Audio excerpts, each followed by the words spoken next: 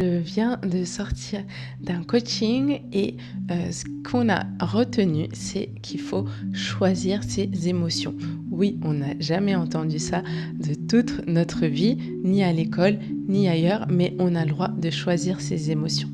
Alors, écoutez bien, au début, il faut d'abord accueillir ses émotions, les vivre, pouvoir observer quelle émotion on a, c'est la tristesse, la joie, la colère ou autre. Mais une fois qu'on a passé ça, on va amener de la présence. Non pas être dans l'instant présent, c'est-à-dire qu'il n'y a pas de passé, il n'y a pas de futur, mais être là complètement avec intensité.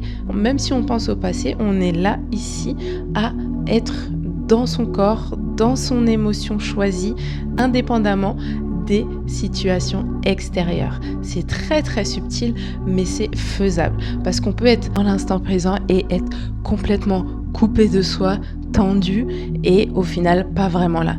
En fait, la vraie présence, on peut y ramener la force, on peut y ramener la gratitude, on peut y ramener la joie, on peut y ramener la souplesse mentale, souplesse émotionnelle, tout ce qui vient.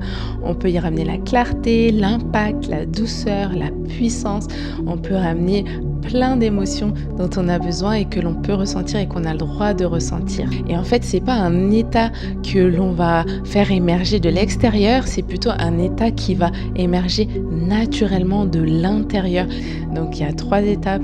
D'abord, accueillir l'émotion, la vivre, la laisser passer.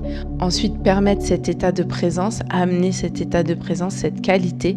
Et la dernière, c'est choisir son émotion de base. Si vous voulez en savoir plus, vous pouvez commenter Neurosciences ici et vous allez recevoir mon e-book offert. Et puis, si vous voulez des coachings personnalisés ou des vidéos que je vous envoie, vous pouvez m'écrire.